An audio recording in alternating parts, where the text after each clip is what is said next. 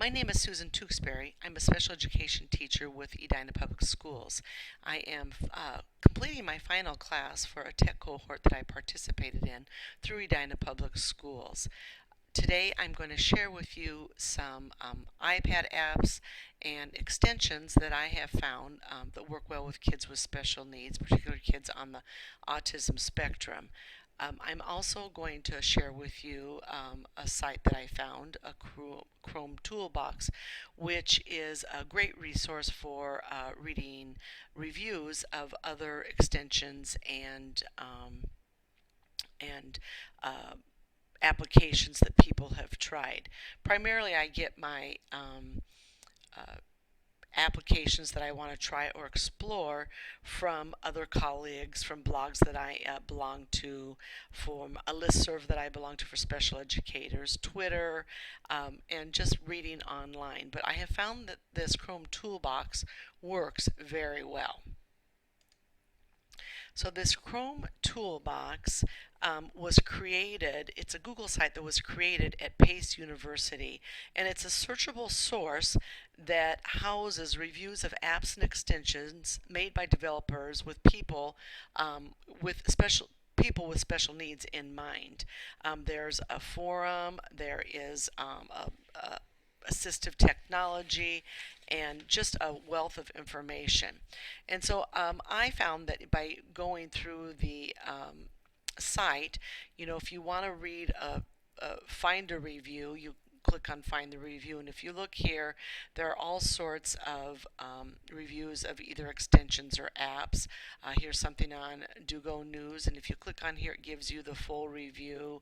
It gives you the age range and just some information that would help you decide if it's something you want to try out.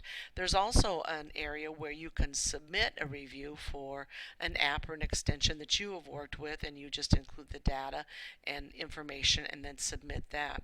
What I found that I liked the best were the forums.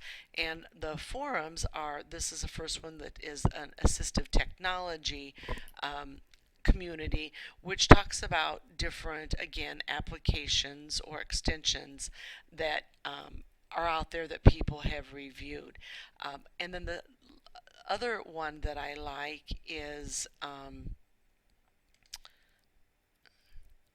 the forum for disability assistive technology in today's community.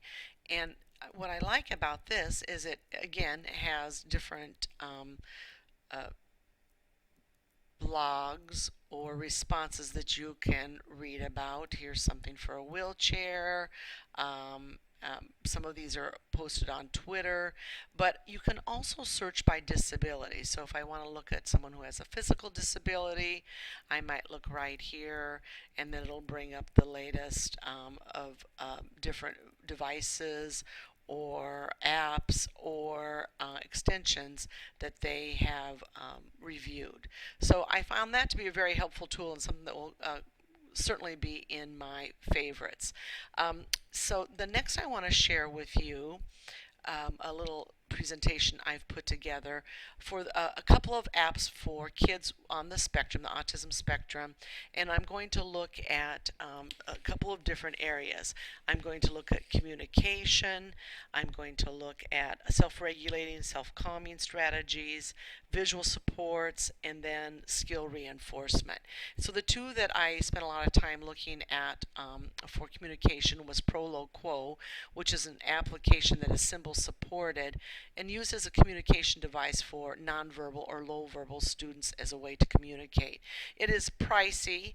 It needs to be on a student's device and particular to that student. But I have seen amazing progress with both nonverbal communication and verbal communication for students who use this.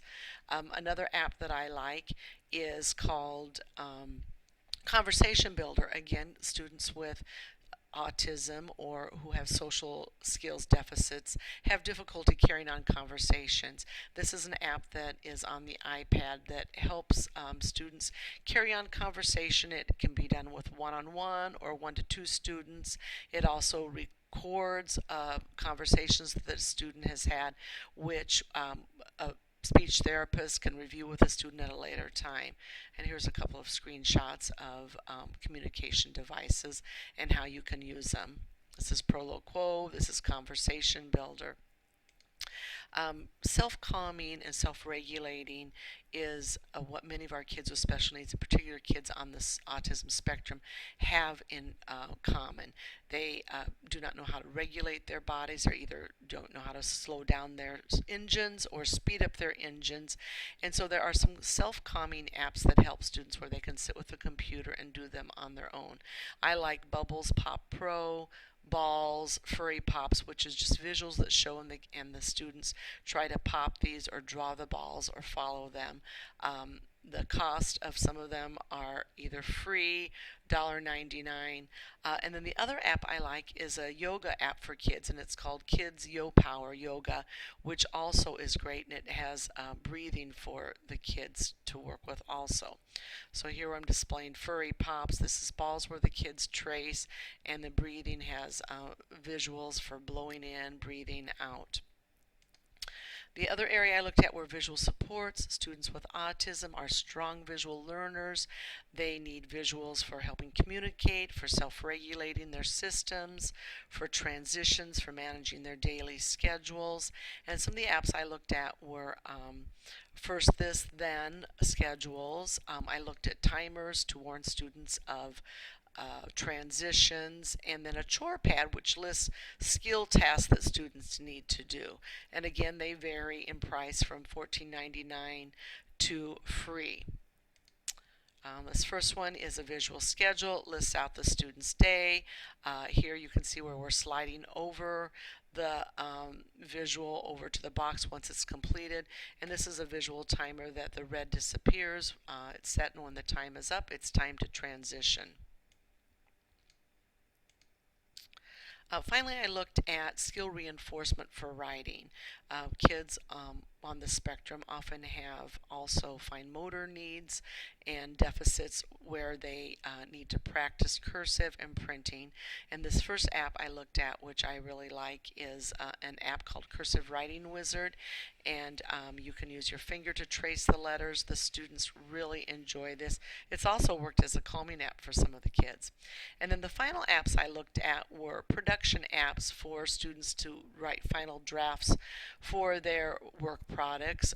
We do everything with pre-writing strategies, using Venn diagrams, thinking maps, edit, and then we have the students put their final product rather than writing it out or typing a story in either a book creator app or Toontastics.